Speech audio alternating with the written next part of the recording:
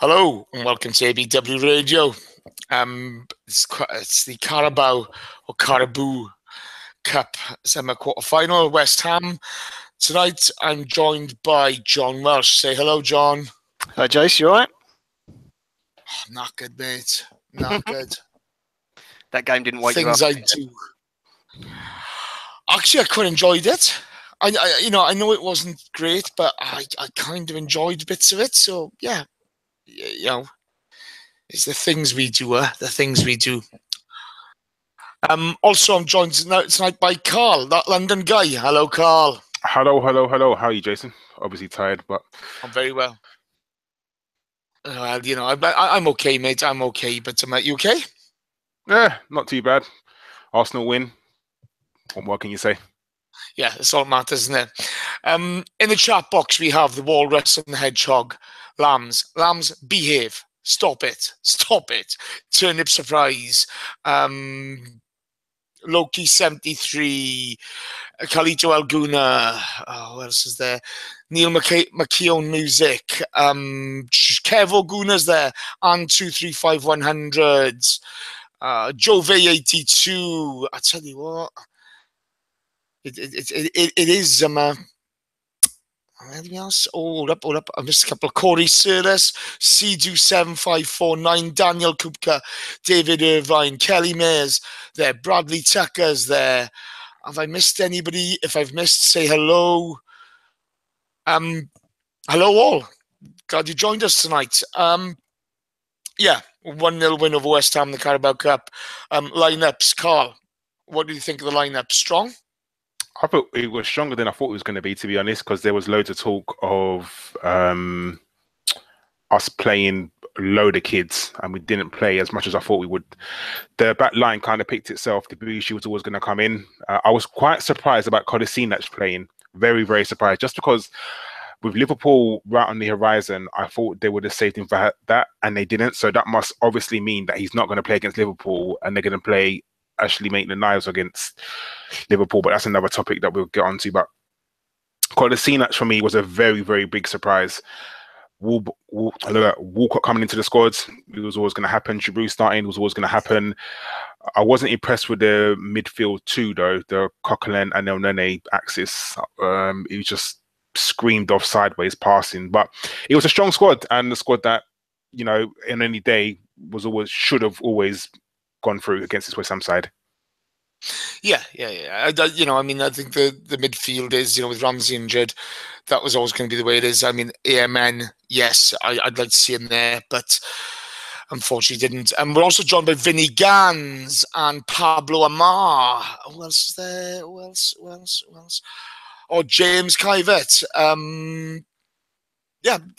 Okay, John. This kind of lineup we expected with injuries. Game kicked off quite nicely, didn't it? A lot of effort. I thought Theo was bright to start with. I thought we had a goal to begin with. What did you think? Yeah, I thought we started with the right tempo. I thought Walcott was decent. He was tracking back as well and trying to put tackles in and trying to make runs.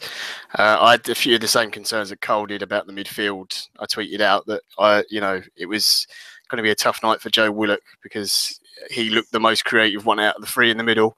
I thought Welbeck was bright as well.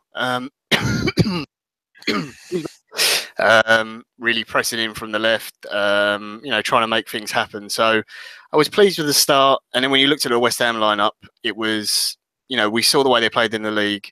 Then you add into the fact they've made some changes, brought in a few players who, are fringe as well, at best in that squad right now. You thought, it looks promising. I'm sure we'll be able to break them down. It was just the only thing I was looking for from the start that we did see was just using the width, because I thought through the middle we were lacking creativity because we didn't have an Ozil or Wilshere, that type of player, to pick a pass through the middle. So we had to try and play to hitting the ball in for Giroud or getting the ball in behind for Theo or Welbeck to run onto. Yeah, no, it is difficult, especially when you play Cochrane, and they are what they are. Okay, in the chat box, we've also got Stephen Edwards and Jim Howson. It's two of the stalwarts there. J. Rob's there. Got a couple of good questions already. Bradley Tucker's put one in. We'll save that for the end. and Jove82 has put a good point in. So, yeah, I'm glad to see everybody's contributing early doors. It's nice to see. After the initial good start, Karl, it kind of petered out into a little bit of a bitty game, didn't it? It kind of broken up. There's a lot of pardon me, fouls being given. There was no rhythm to the game and no pace to the game. What do you think we could do to combat that sort of thing? Unfortunately, that's how like I was saying to you before, Jason, that's how our quote unquote first team are playing. It almost seems like there's a lack of something, and I don't know what that something is. A spark. I don't know if it's a missing a player. I don't know if it's missing tactics. It's just almost like they're playing, and I hate saying this because it's an Arsene Wenger phrase, playing with the handbrake on. Like, it genuinely does seem like it is. It seems like there's a lack of confidence throughout the whole squad, and I don't know what's going to change that. Maybe someone fresh coming in during the summer.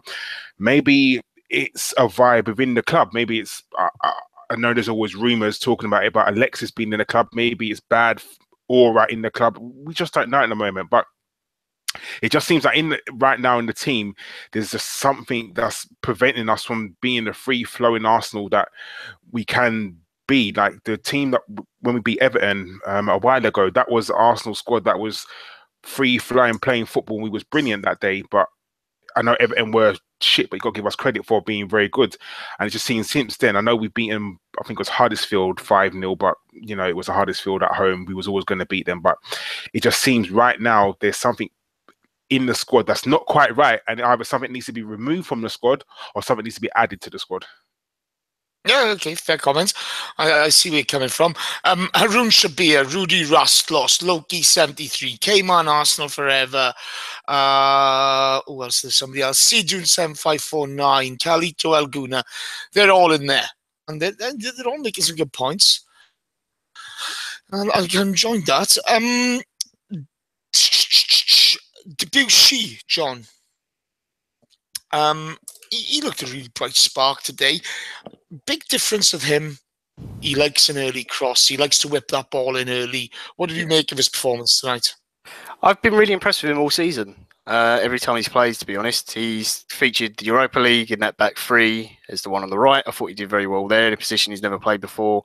You can see he's much, he's obviously very comfortable at right back. We saw how good he was there before he got all those injuries and had those problems. And I never thought he was going to get back in the squad. I thought, that he ended up staying just because we couldn't get rid of him, and that he was basically time at Arsenal was done. But he's proved me, and I think a lot of other people, really wrong. His understanding and reading of the game is really good. His recovery pace is still there, which is surprising considering the injuries he's had and his age as well. I think his passing's still there. He's neat and tidy on the ball, and I like the fact that, like you say, he does try to look for the early ball and the early cross. Didn't always come off tonight, but he varies it as well. He doesn't always put it in the air. Sometimes he tries to drill it along the ground. But you can see he's always looking for Giroud early, first time if he can. And I think that's something that, I would like Hector to take notice of and maybe bring into his game and develop. And I do still think there is an argument that, Bellerin hasn't been in great form. It depends on the formation because of the whole wing-back thing. I'm about to ask you, actually. Bear me a second. Dave Smith's in the chat box, and Stephen Barr. Stephen Barr, we all care. We all care, Stephen Barr. Martin McGuee's in there. I think it's that's how you pronounce it. Stefan Selby. Dave Irvine, we've mentioned. Yeah, I think we've got it there. Right, okay. First you then, because you're bringing it up, John. Would you start Debuchy? Because Debuchy loves a challenge as well. Sometimes a little reckless, but he's not scared of a challenge. Would you start Debuchy ahead of Hector at the moment? If we're playing a back four, yeah, I think I would. Okay. The thing is, I don't know whether Hector's lost some pace or he's playing a little bit within himself because there is no seen replacement for him in the first team at the moment, and he's been told that he needs to stay fit and available. I'm not sure. I don't know what it is, but he's dropped off, and there's just no competition. And I don't think until you start taking him out of the team and saying, "No, this isn't yours. It's not comfortable anymore," he's not going to improve. I don't know. Maybe his head's still turned from all the Barcelona talk. There's so many things it could be. It might just be form that happens as well. We forget he's still very young. He started at such a young age in the squad. So, but at the moment, Debuchy's the player who's performing better. Yes, he's played against weaker opposition. You know, Europa League haven't been the hardest, and tonight, you know, West Ham didn't really offer a lot. But he's putting in the performances week in, week out when he has been picked. So, for me, you always pick the player who's on form. And at the moment, I think I put in the chat earlier as well, 3 clean sheets with a back 4 as well we've had. So, excuse me again. To me, that screams you put Debuchy in. Fair comments. Daniel Kupka and Schwinn like a gunman are in the chat box. On Debuchy, Karl, in for you or stick with Hector? No, like John said, you got to play your informed players, and I think this is why a lot of teams falter, because they always go to the named player rather than the player that's playing in form. I know it's a different subject. That's why England falter all the time, because they always go to the name brand players rather than players that are playing in form at the moment. And at the moment, you have to say Debuchy is playing quite well, and Hector just looks like he either needs a rest, which I don't see how, because he's playing literally 1 game a week.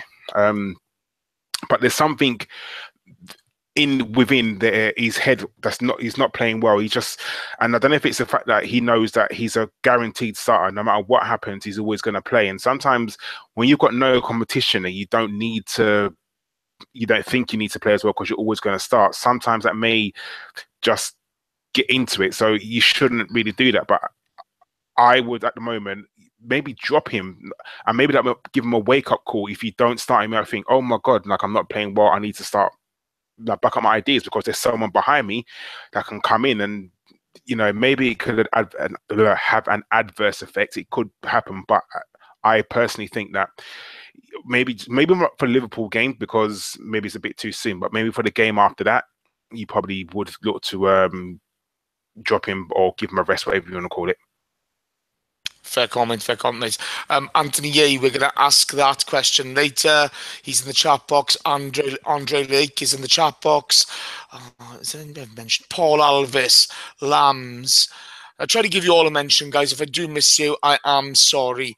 I've mentioned Kev O'Gooner, haven't I? And Andy Rhodes there. Andy Rhodes from the Gooners in the USA. John. We had a little bit of diving there. Hernandez was just falling over about the place. Andre Ayew, you know, he goes down quicker than a bloody tramp at a sandwich, doesn't he? It was all a bit, you know, it was all a bit awful at times, wasn't it? Yeah, it didn't feel, for what's supposed to be a London derby, it didn't feel very, you know, feisty or anything else really until Karl came on, and even then it wasn't like particularly physical or anything like that, was it? Well, you know, I thought Chicharito was, you know, trying to abuse the fact that it was 2 young centre backs playing for Arsenal, and whether he was trying to get booked or get cheap free kicks, that kind of thing. And to be fair to the ref, I don't think he fell for it too often. I thought he did all right tonight. There wasn't a lot to deal with. And again, and also, you know, a word for Callum Chambers and for we're going to come to them later on, actually. I've got a question for both of you. I'm going to look at the midfield, and I'm going to look at Chambers and Holding, because I want to go into a bit more depth than that, if you don't mind. Edward Spencer is in the chat box. Who else is there? I missed somebody. Oh, Parth Sane is in the chat box as well. Hi, guys, you all right? Sorry to cut you off there, pal. I'm going to stick with you quickly, and then I'm going to come to Karl. Coughlin, there was a moment in the first half. We had a great bit of skill, ball over the head, and a fantastic ball to Theo, long ball to Theo, which was well defended. Coughlin had a bit of a game today, didn't he? Yeah, he kind of took it on himself a little bit to try and be creative, but I think positionally he was very good tonight. You know, let's be honest, West Ham didn't offer a ton, but when they did, I thought we dealt with it quite tidily. But yeah, some of his passing was really nice tonight. He put the ball through for Kolasinac. He put that little one where he did a little dink over the player and then the ball onto Theo. You know, his head was up. He was bright and alert. He was involved in the goal as well, you know, spotting the pass for that. So it was a good game for him tonight. And I think of all the players that we criticise, and he's one we do criticise a lot because, you know, he is limited in what he can do. I do think he always tries and he always puts in maximum effort. And I think maybe because of what's going on with midfield and Ramsey being out, Xhaka's not in the best form. There's still question marks over whether Jack's there or not. Maybe him and, you know, Elneny was okay, I thought, tonight. But maybe he's thinking, looking at it and going, you know what, I've got a chance to maybe get myself a spot back in the first team if I play well enough. So if he continues to perform like that, then great. I'm more than happy to have him in the squad as long as he's doing that week in, week out when he's picked. Yeah. Chris right now is stroking himself. I know as soon as he's going to be stroking himself. Oh, look, he's played a dog shit West Ham team. Okay, let's be fair. I know it's about time you had a decent game, but I did think Cochran played well. To be fair to him, who's somebody's put something. Oh, Neil McKeown Music has just put it in them at the chat box. I'll upgrade Theo to a Bluetooth espresso machine if he buggered off. That's a bit harsh.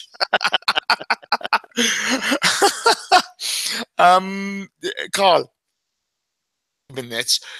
We didn't see Kolasinac much in the game, did we? There was a point where he bombed down, he made a run, and Welbeck went back inside when he was the perfect ball. But as soon as he kind of got into the game, because I thought, you know, Debuchy had been in the game from the start, we looked a bit more dangerous when we had the options down both sides. What do you think of Kolasinac today? I thought he had a good game. I thought he was doing what we saw him do when he first come to the club in the beginning of the season. He was getting down the left-hand side. He was popping them crosses in. You could tell the difference to when, like I said, plays when Giroud plays, because when Giroud plays, there's always a target man in the box, and that's what Debuchy and I forgot his name now. Debuchy and Kolasinac was doing. They were both getting them crosses in to hit them early into Giroud, and you know that's what we needed. And I thought, for me, Kolasinac was doing his job, and I know we'll probably get onto it in a second, the Walcott chance, but that's what you kind of wanted, someone to get down the wing, get the ball into the box and pick out a pass, and I think he's quite good at it. It's just really surprising that he started tonight, which, you know, it does put question marks at the Liverpool game, but no, I thought obviously he hasn't been playing too well, but obviously he's been dropped and now he's back into the squad. I know, yes, we can always talk about the opposition, but you got to think about how good you're playing rather than how shit the opposition are playing. And for me, he played quite well. Yeah, no argument there. I'm not sure if he had a little niggle, mind you. I think there's talk of him having a little niggle, and that's why he was on the bench. Okay, after 34 minutes, John, we had no efforts on target, and then we had a Kolasinac effort, which kind of went all over the place. Then the Walcott header. Honestly.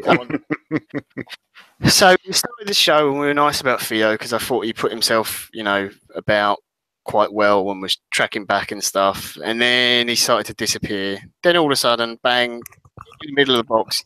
He so much space is unbelievable. It's one of those clever runs he does. Kolasinac, great ball, and that was from a pass from Coquelin as well. We, you know, picked him out. He's run out really well, and just, if you're going to do a diving header, you've got to hit the target because otherwise you look like an absolute cunt, and that's what he looked like. He could have brought it down on his head, brought it down on his feet. He could have flicked it over his own head, got a couple of. He had no one around him for 10 yards, and you've got Joe Hart in goal, who, let's be honest, hasn't been a goalkeeper this season.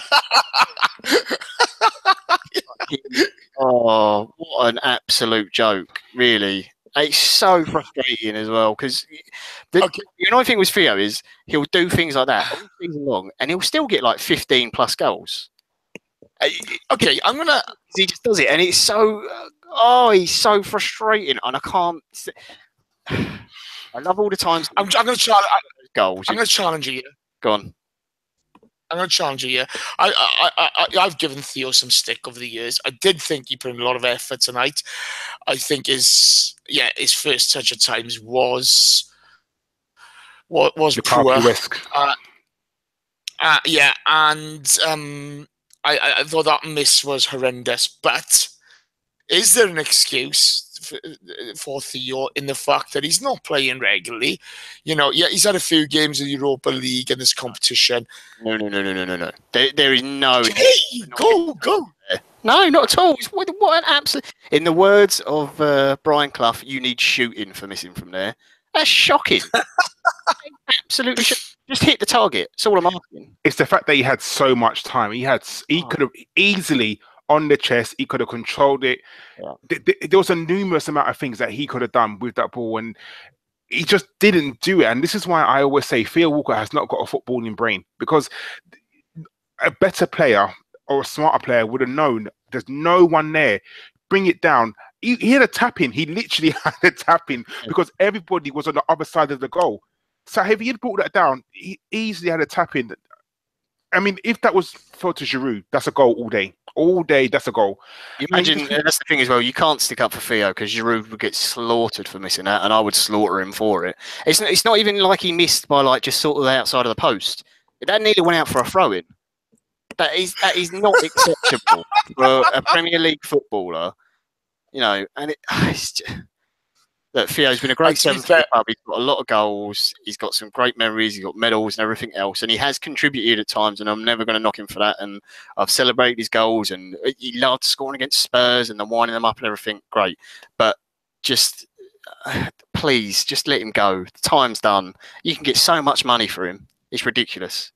Oh, no, the price tag came down by at least 5 million after that miss. Are you still... Did you see how Oxlade-Chamberlain performed at the start of the season, and we got 40 million for him? If you're English, you get stupid money. It's so easy. I think I've been set straight there, boys. Fair play. Well, Theo, I tried to defend you. There you go. Well, look, if he hadn't done that, I would have given him a pass tonight. But that is, it's unacceptable. Unacceptable. He would have sacked his striker if he'd missed by that much. Even Chris would have beat the player of the team.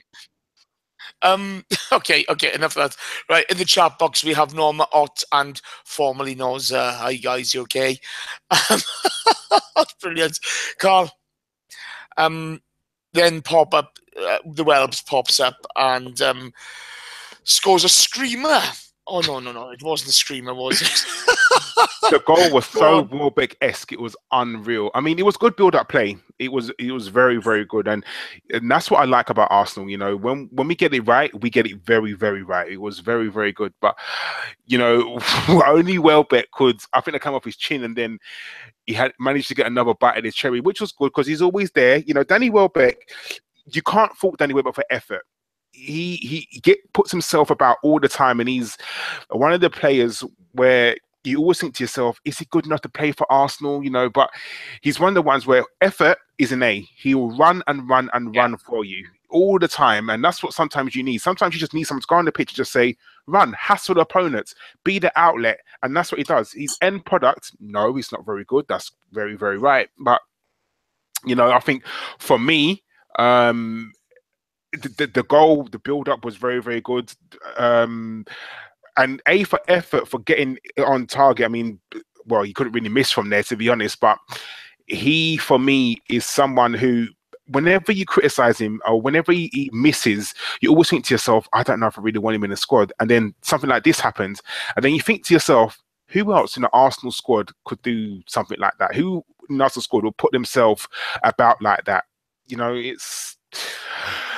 It's I know we don't really want squad fillers, but Danny Welbeck, I think, is quite essential to our club. And yes, I don't want him to start some games, but for me, the goal was quintessential Danny Welbeck. Good build-up play from Arsenal is what we do, and very well done to Arsenal. We got the goal. Yeah, the Walrus and the Hedgehog messaged me and said, Danny Welbeck now holds the record for goals in off the knee for an English player. What do you make of it, John? He's the only player I know who has to scuff his first shot so he can also get the assist for his own goal, which is quite an impressive feat, because it's either that or he has to pretend he's going to shoot for the ball, because remember, he's only pretending. He's not actually just hitting the ball and missing it for someone else to then score, and it's a dummy. No, I said at the last radio show, look, I like Welbeck and I like his effort. Again, his lack of certain technical ability and his finishing isn't great, and it's a problem, and it's why I said I would consider selling him if we got an offer for the right price, and obviously depending on if we got in a appropriate replacement. But I will never knock his effort and his work rate and what he puts in, and that's what I really like about him. And he strikes me as the sort of bloke who, wherever he went and played football, he would put in the same amount of effort regardless. So you got to respect that about him at least. But like Karl said, right place. He put himself in there. The build-up was really nice. The ball from Coquelin out to Debuchy, wasn't it? And then the header back across. Just really, really good, smart build-up play, using a bit of width and, switching the ball quickly, what we've been crying out for. So, yeah, there's not a lot more you can say about it, really. Welbeck didn't do a ton more in the game. He ran around and pressured and that kind of thing and chased down at the back, but that was about it, really. But he got the goal and it got us through, and now we're in the semi-final. So yeah, no, that's a fair point.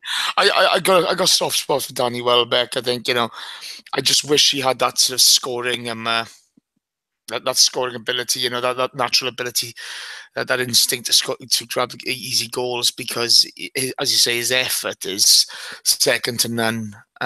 He's just one of those guys. That was the end of the first half. Second half kicked off with a really interesting fact that the touch judge hurt his back at half-time. I don't know what he was up to. Maybe he lost his spine and had to be replaced. And there was a kerfuffle with that because he got his mate to do it. It was it was ridiculous. There were two changes of a fourth official because his mate wasn't registered a referee. Oh, it's nuts. What would have been interesting is if the referee had got injured in the second half, what would have happened? Well, it would have been more interesting than the second half, to be fair. Yeah, that's what I'm saying. If the referee had hurt himself in the second half, what would have happened? He has to step in. And then you'd have to then get a replacement linesman and another replacement fourth official, because then I assume they just get bumped or something like that. Yeah, but he would have run the line because there wouldn't have been enough people. The guy who came down to be the fourth official was there as a spectator. And he was in hospitality, so they got him, so they could have done that, and God knows they've done the fourth official then. But never mind, let's get on with this. Danny, I will ban you. Stefan Selby, I'll ban you, not a fucking problem, fella. Cheeky git. I love Stefan Selby. I think the second half kicks off. It's not a massive amount happening, Karl. One of the things that did happen, which really annoyed me, Willock was in the corner. He had three hammers going towards him, and Welbeck has just stood there. And we talk about Welbeck's effort, etc. But Willock got robbed, and nobody came to be the outlet for him. They just stood there and watched. Did that kind of sum up our game tonight? We did okay, but we weren't quite at it. We weren't quite there for it. What do you think? Not just tonight. Our lack of movement is quite worrying. It's quite concerning. Do you think Arsenal teams of the past, and I hate to be one of these people that drum on about the past, were always known about our movement? We was always, a team that was quite pacey, who could move the ball from back to front very, very quickly. But it just seems that within sort of Arsenal lately, it just doesn't happen. And even today, you could tell that if you look at Theo Walcott, who is, very fast. Danny Welbeck, he's got a bit of pace about him. Codicina changed slow.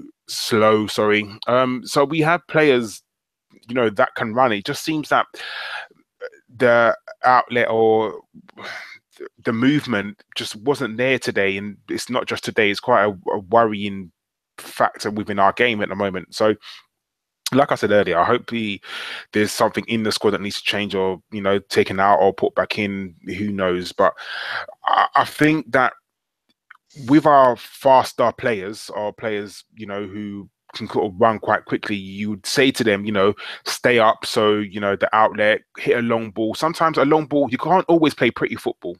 This one-touch passing doesn't always work. Sometimes you need to hit it long and run. And Arsenal sort of don't really do that from our first team to our quote-unquote, like I said, mixed team. I think it's a good point, mate. I think it's a good point. In the chat box, Danny the GFP, our own Danny, has just asked Neil McEwen music. Do you do music, Neil? for fuck's sake. He's the Michael Owen of questions, isn't he, at times? Honestly, he's not even that good. We got Basti LZ in the chat box, Paul Alves. And there's a number of others. Sorry if I've missed you guys. I do apologise.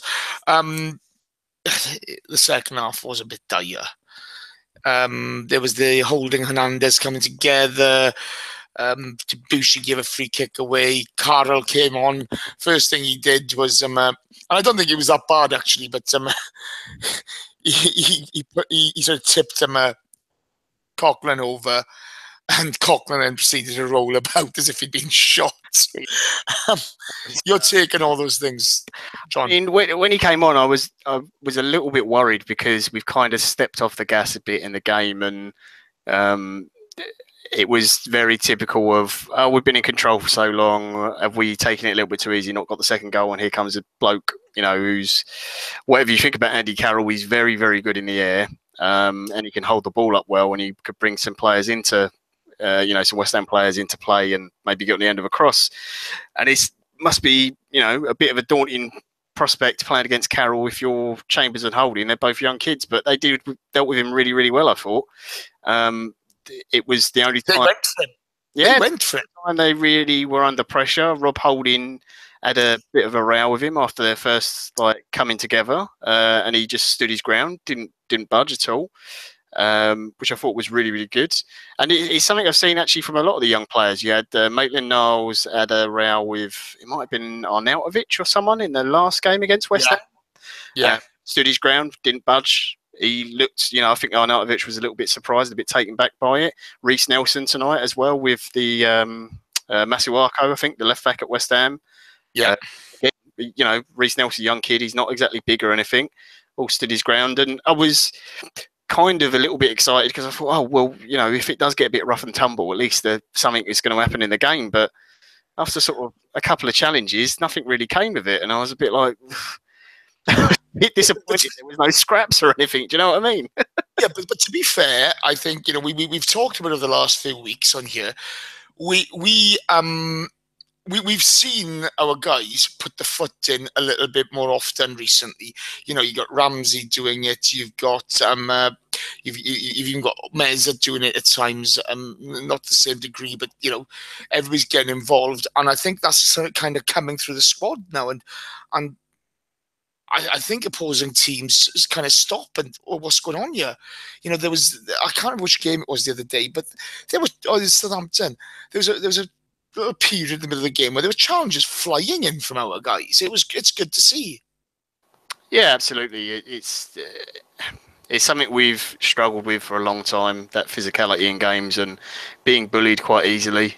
And it's nice to see now that we're actually going to, stand up for ourselves and not be kicked about in games so much. So I'm really pleased with it. But that genuinely did impress me, the way that Chambers and Holding dealt with Andy Carroll, because I've seen much more experienced centre-backs who are much bigger and physically stronger really struggle to deal with him. So well done to them, because let's be honest, it's very easy to switch off after 70-odd minutes in a game where they haven't had a lot to do, to be caught cold, and they weren't. They were really prepared for him and played him really well, I thought.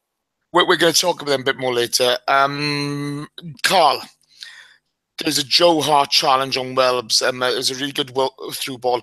I think it was from Coughlin again, to be fair. I really want to... It's nice to be able to praise Coughlin. It really is. Sit you through, by the way, guys. Sit you through. Honestly, it's the first time I've been able to say 3 good things about Coughlin in the game. I'm over the moon. But yeah, Karl... Good ball through from Coughlin. Welb's running onto it. Joe Hart comes in. Now, I saw the replay. Joe Hart makes contact inside the penalty area, and then they kind of fall out.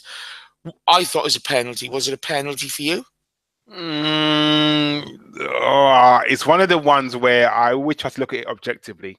So if this is an Arsenal podcast. Fuck objectives. if it happened the other way around, would I be screaming for the other team? Like, would I be saying, "No, that's out of order"? Probably, I'd say it's soft. So I'm going to say this one. I think it's soft. I think. Hold up, yeah. Let me challenge you. I'm challenging you straight away in this. Okay, so Welbeck's running in. He's come across because it's close to the edge of the area, and it is close. I'll give the referee that it is close, but he's gone in feet first. He's not taken the ball, but he's taken Welbeck out. But it was right on the edge, though, wasn't it? It was right on the edge. Did the referee take the easy option with giving the free kick? Oh, definitely. He didn't want to make that hard choice.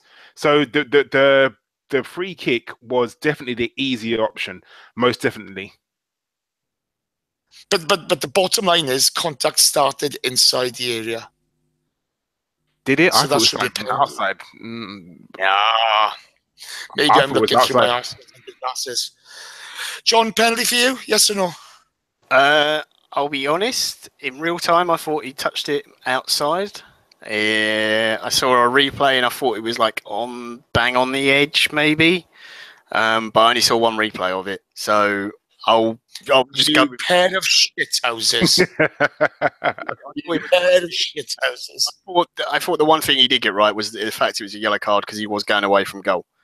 Yeah, no, absolutely. No qualms with that. The punishment thing is weird, and in the end, to be honest, it didn't matter, which is the good thing. No, I hate coming away from games and moaning about referees. Yeah. It's so pointless. They're human. They're going to get. In all fairness, it's the old Brian Clough thing. They get more right. They get less wrong than the players do.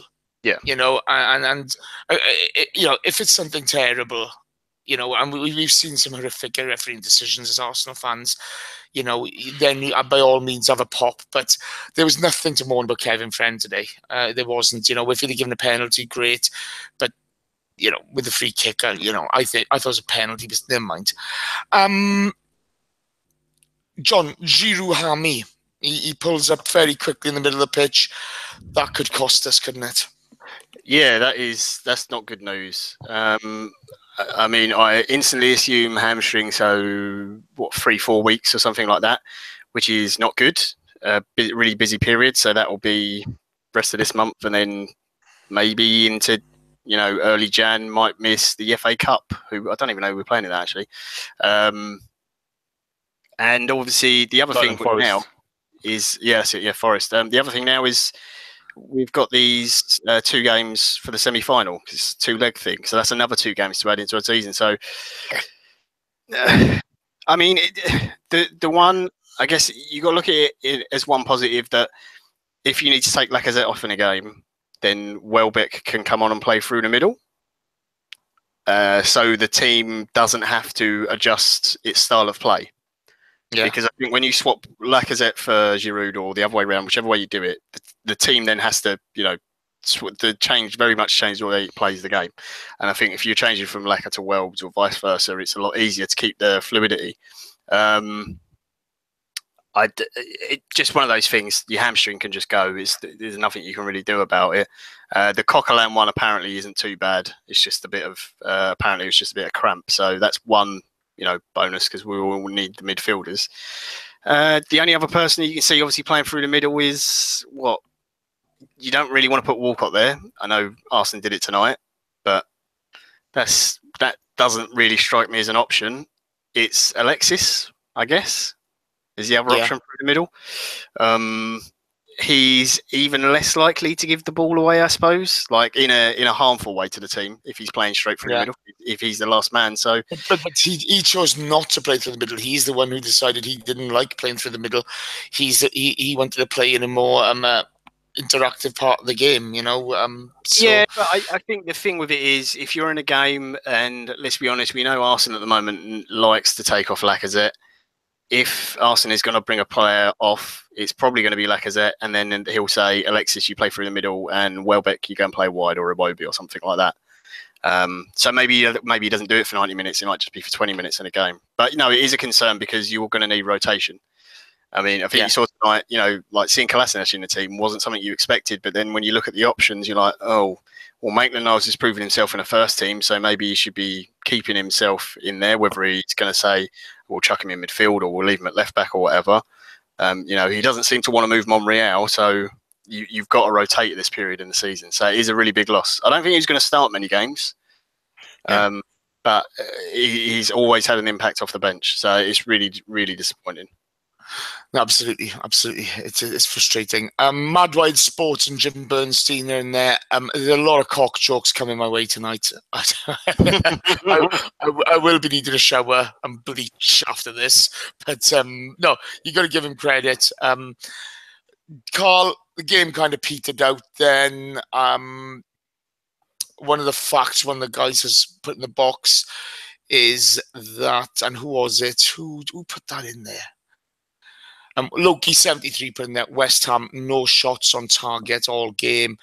They didn't offer much. And did we look like losing that game at any point? Because I thought even when Nautovic came on, him and Karl were ineffective because Holding and Chambers were really effective and they had to be. Not that they had a lot to do. What do you think of how the game petered out? Yeah, the last 20 minutes was like really, really bad. It was almost like when we played them in the league. But the job was done. And that's what in some games you need. Sometimes you just need to get that goal. And then sometimes just if there was pressure, soak it up and just play the ball, pop it about. And West Ham didn't really offer anything. But I think that was more... I hate when people say, oh, the other team played badly. You know, sometimes you've got to look at yourselves and think, we didn't give West Ham the chances. You know, I think our back line was quite good today. You know, I know we've spoken about Holding and Chambers, but they were... I know West Ham didn't offer much, but they were good today. And what they had to deal with, they dealt with effectively. You know, I know we spoke about this off camera, Jason, but, you know, they're probably going to be the future for Arsenal. Surely they are. I guess we'll talk about it later or talk about it on the podcast, but you know, you can only deal with and they can only play with what's put in front of you. And if you got a shit team in front of you and you play well against them, then so be it. That's all you can do. And with Arsenal, it's you can never get a perfect game with Arsenal. You know, if we don't go and batter a team 6-0, people say, oh no, we should have done that. It was a good game. You know, we got the goal. Yes, there's only one goal. West Ham didn't have any shots on goal. They weren't a threat. We played well. We're through to the next round. And sometimes that's all it is. You know, you can't always go out and expect a brilliant performance and a brilliant result. The fact that we're through with a clean sheet and a goal, that's all you need. Absolutely agree, mate. Absolutely agree. Well said. Okay, guys in the chat box, if you got any questions, we're just going to cover a quick... That's the game done. We're going to cover a couple of quick points. If you got any questions, pop them in now. It's not going to be a long one tonight. Coming up over the Christmas period, we've got shows after every game as usual, even the New Year's Eve show. We've even got a New Year's Eve show. What am I doing with my life? What am I doing with my life that I'm doing a podcast on New Year's Eve? Normally after that game on New Year's Eve, I would be slaughtered in a boozer somewhere, getting ready to roll about in the muck. Corey Austin's in the box. Fly KJ's in the box. Oh, what else is there? Frogawa is in the box. And, there was somebody else. Bugger. If I've missed you, mate, I'm ever so sorry. But yeah, any questions, pop them in. Loki 73 is already in there taking the mickey. I love it. Right, okay. There's a lot of piss taking in here now. There's a lot of piss taking. Right, slow down. Right, okay, John Youth next. I want you to talk about Elneny and Coughlin. How do you think they did today? Yeah, I thought they were decent. I thought Coquelin was the better of the two. I thought that Elneny was his very typical sort of 7 out of 10, didn't really do too much wrong, didn't do anything particularly spectacular. Coquelin was better than he has been, played some really nice passes, picked out some nice balls, intercepted well, read the game pretty well. But, to be fair, they didn't have the hardest game in midfield, against their opponents. But like Karl said, you can only do what's in front. You can only play what's in front of you. So they did their best today. A nod to the other guy in midfield, Joe Willock, who I thought did quite well tonight. A couple of times he got bullied a little bit too easily, but again, that's just an age thing and building up strength and stamina. These are all good things, but he seemed to make the right decision. He was bright. He was very positive with the ball. His first thought was always to go forwards with it. He was always looking for an option forwards, and if he could try and carry the ball forwards if that was a option there, rather than going sideways or backwards first. So, I thought the midfield was decent tonight. It's clearly not our strongest midfield, and we've got better players in there. But for what they offer in the squad right now, you can't complain. And they did the job tonight. They got us through. So you can't really have any complaints about it. It was said. Karl, I say a lot, don't I? Karl, Chambers and Holding, we spoke about pre-match. When the big threat of Karl and Arnautovic came on, they just went for them. There was no messing about. There was no holding back. They went in hard on them. They protected Ospina, and they dealt with the pace of Ayew and Hernandez very well. They looked a solid pairing tonight, didn't they? They did. And like I said, you can only play what's in front of you. And what they dealt with well. There's no secret that, in our opinion, I think, well, I'm not saying everyone shares my opinion. In my opinion, Koscielny's not been playing very well lately. It doesn't look, I don't know what's wrong with him. I don't know if he's carrying injury, whether he needs a rest, but whatever's happening, he's not doing very well. But the problem is, Arsene Wenger has his favourites, and Arsenal, I don't think, would ever drop someone like Laurent Koscielny, and he looks like he needs a rest just to be taken out the firing line a little bit. Now, when you look at Arsenal's back 3/back 4, whatever you want to play, if you're playing a back 3, the back 3 is set: Mustafi, Koscielny, Monreal. If you go to back 4, it's Bellerin, Koscielny, Monreal, and you're probably looking at maybe Mustafi. Now, behind that, who's there? Now, if Koscielny went out for an injury, you'd think to yourself, Mertesacker would step in.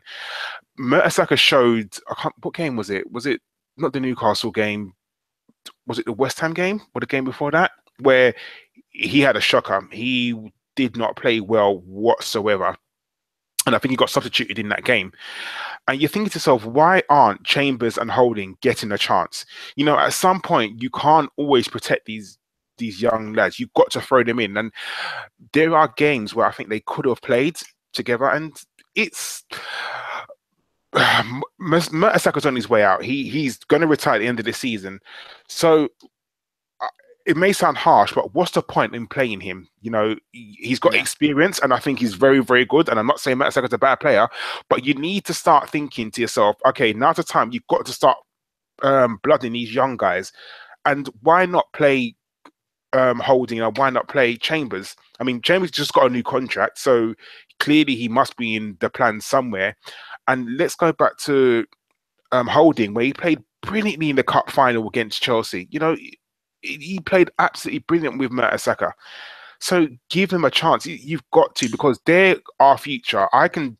Maybe not next season, but maybe the season after, they're going to be our starting centre-backs if we don't buy anyone else, depending on what happens in the manager situation or something like that. But sorry for rabbing on. But for me, you've got to, at some point, you've got to say, okay, I'm going to put them in against the lesser teams that we were saying. There's sometimes you just got to say, you know what, let's just try them. Defenders are going to make mistakes. We know this. So better to get them out early for me. Yeah, no, I totally agree. I thought they didn't have a massive amount to do tonight, but what they did very well. And they looked aggressive, which I really liked. Okay, we saw Ben Sheaf, Josh De Silva, Willock and Nelson tonight, guys. I thought, well, look, he's learning his trade. It's a difficult ask. He showed some bright moments, but I thought all the youngsters did quite well. They didn't have a massive amount to do, but they came on and they looked accomplished. Important minutes for them, John. Yeah, I think so. I think in Willock's case, he hasn't had the best midfielders to play with.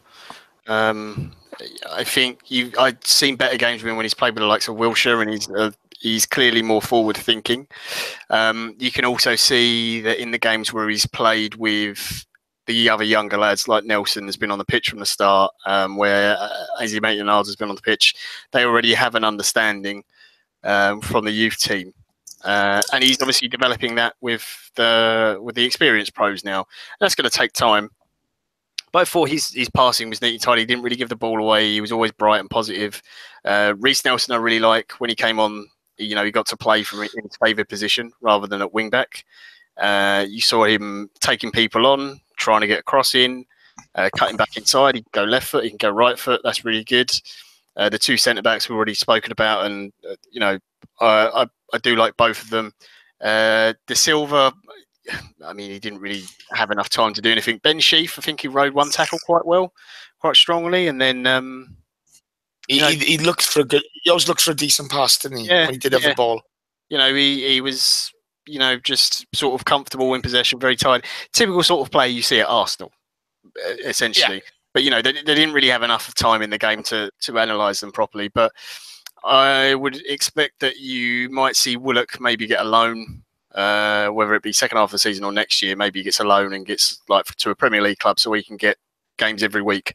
Because I think he's at that stage now where he needs to get that to understand the pacing of the game, how you've got to keep your fitness throughout it, build up his strength a little bit, be able to deal with challenges a bit more. Because a couple of times he got bullied a little bit too easily. But again, that is just an age thing.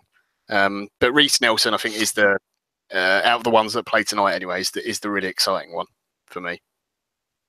Yeah, no, I think that's a fair comment, mate. Right, Karl, we're going to go to questions now. Right, Bradley Tucker asks, who's better, Coughlin or El Nene? At what? As a footballer, come on. Behave. It depends on what you're using them for. Like, if you just want someone to sit and hold, then Coughlin never does that, whether it's instructions from Arsene Wenger. But when's the last time you actually saw Coughlin just sit and hold and do nothing? I'd go if I had to pick someone to play in the squad, I'd go for El Nene, just because I think he gives you a little bit more. He's got more athleticism, maybe a crab sideways passing, but his passing really kind of good, and he doesn't go on these mad runs. So probably El Nene, just about.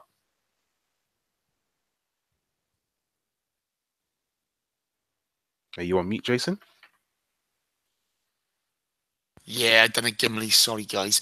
We're gonna run through these questions now. We've done about 15 minutes. We're not gonna have a long one tonight. It's the Carabao Cup. John, Anthony Alves asks, Walcott, is he getting himself offside? Same mistakes over and over again. Talk about it. Yeah, I mean, I slaughtered him enough for that awful effort he had on goal. I don't think you're ever going to see Theo Walcott improve from the player he is at the moment. I think if you saw him at the so-called smaller clubs like a Southampton or Everton or someone like that, he might play through the middle as a striker and he might get you 20 goals a season. But he's got it's like Darren Bent syndrome, isn't it? Darren Bent is a player who guaranteed you 20 goals a season in the Premier League, which is very good, very difficult to find that kind of striker. But it only worked up until he got to a certain level of club. And when he got above his playing skill, then he just couldn't hit that target anymore, which doesn't make sense because you're playing with better players, so it should be easier to score goals. And Walcott's got the same issue. I think if you kept him in the squad and you played him, I don't know, if he got 30 games between starting and subs and whatever, he might get you 15 goals and 5 assists every season, which isn't bad, but it's not terrible. But I think for the money you could sell him for, the wages that you get freed up, you can get a better player probably on less money. to be perfectly honest. Fair comment. And that's just the way Theo is. I don't think you're ever going to change the way he plays. He's past that point of coaching now. You can't do it anymore.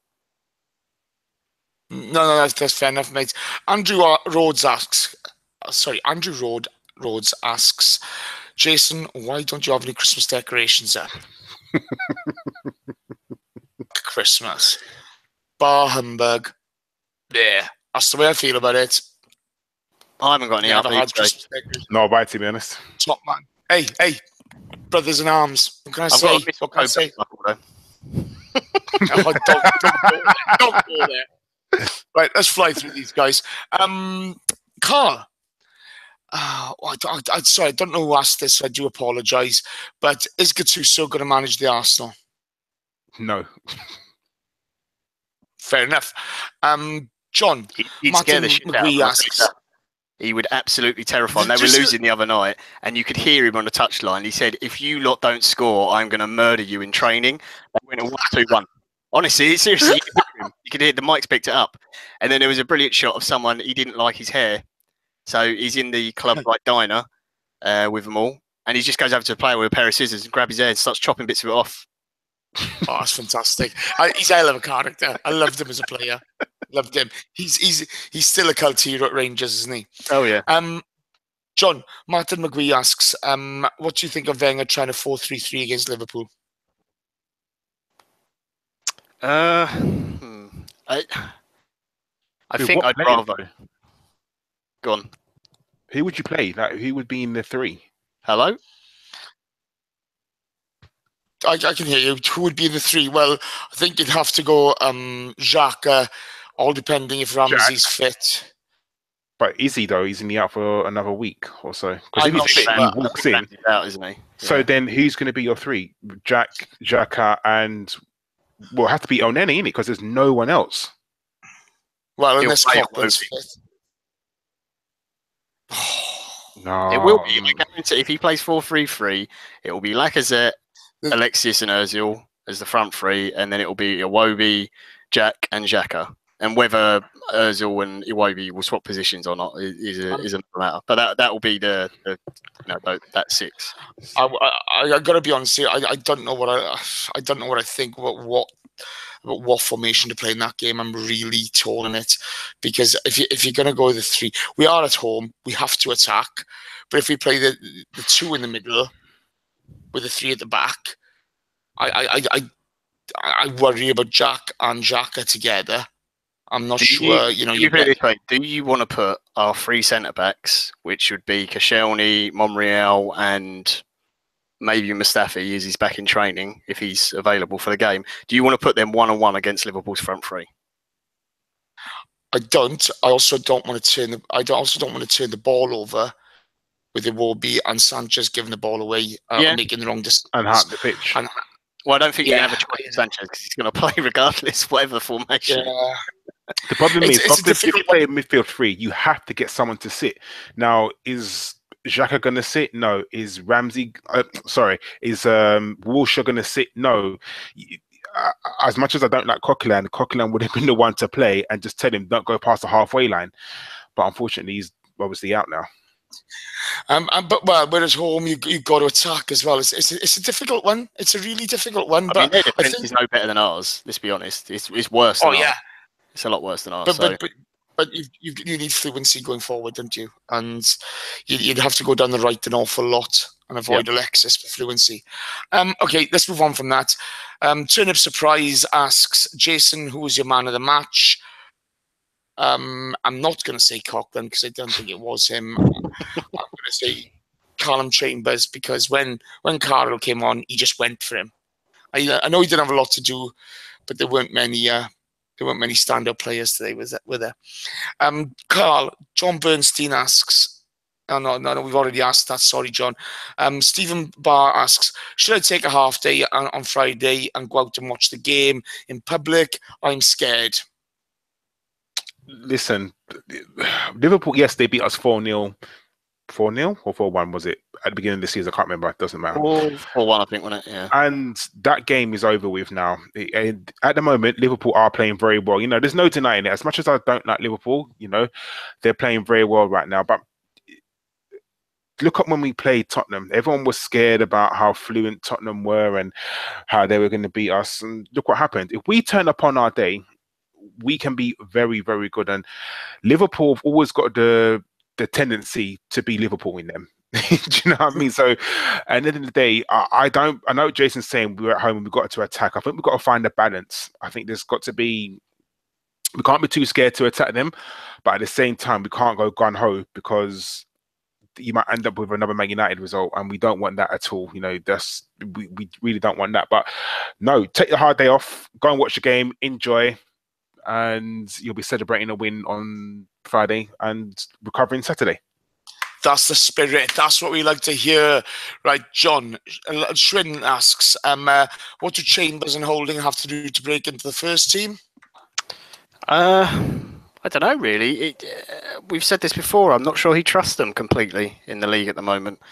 Clearly, Koscielny is his number one, and I think he wants to play Monreal as one of the centre-backs. I'm still not convinced that Monreal in a 2 just yet. If he does it a bit more often, then maybe, but I still think he's better in a 3. I'm not sure he positionally is aware enough yet in a 2-man, pairing as centre-back. But they've got to get past them two, and they've got to get past Mustafi as well, seemingly. I suspect if Mustafi has another howler before the end of January, though, then maybe their chances improve greatly. Because there's a lot of rumours. There's talks at the moment about defenders possibly coming in. I honestly think Callum Chambers is probably actually done at Arsenal. I don't think Wenger wants him. I'm not sure why. I really don't get it. You know, I think it's a bit stupid, to be honest, when you've got 2 young English lads who play together at national level and seemingly got quite a good understanding already. But I suspect he might be gone in the summer. Yeah, it's that thing at the moment, though. I always used to believe Wenger made players better when they came to the club. I look at our current squad and I don't see who's improved over the last 2 or 3 years. Yeah. And thankfully, Chambers has got a longer contract than Wenger at the moment. Because I think, if you look at his development, he was thrown to the Wolves when he first came here. He's had a really good loan spell last season. I mean, that might also be learning the game. Maybe it's a case of Arsenal's finally learnt that he can't do that to young players, or some young players need a bit more protection, and he's being overly cautious. It's a couple of people, sorry, just to address it. They've said, Chambers signed a new contract. I think that's more just Arsenal protecting their investment than anything else. He was gone. He was out of the door. He was done before. It wasn't only a 2-year, and that's quite unusual just to get a 2-year. Arsenal was done. He was about to walk out the door. They were about to sell him, and then the Mustafi thing fell through, and they weren't getting the replacements and everything else, and they had to keep hold of him. I think the big thing as well contract was done.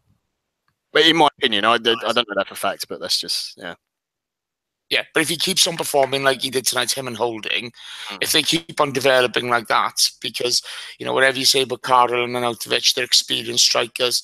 They've been around. They're very physical. We've seen Karl rip Koscielny in Newcastle on a couple of occasions. They dealt with it tonight. They dealt with it. So onwards and upwards. They've got to develop and keep on going. Sorry, Rudy, the reason why they would give him a contract is because then he's got a longer contract so they can get more money for him. It's the same as if we gave Jack Wilshere a contract now and sold him. If we were going to sell Jack Wilshere, it would make more sense to give him a contract extension and then sell him so we could get more money. That's why clubs do it. Loads of clubs do it.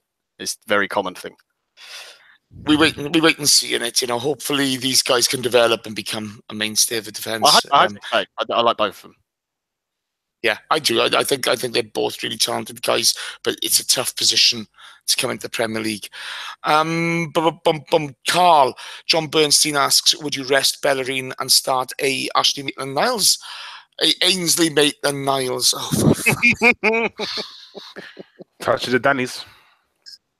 Yeah, what would you do?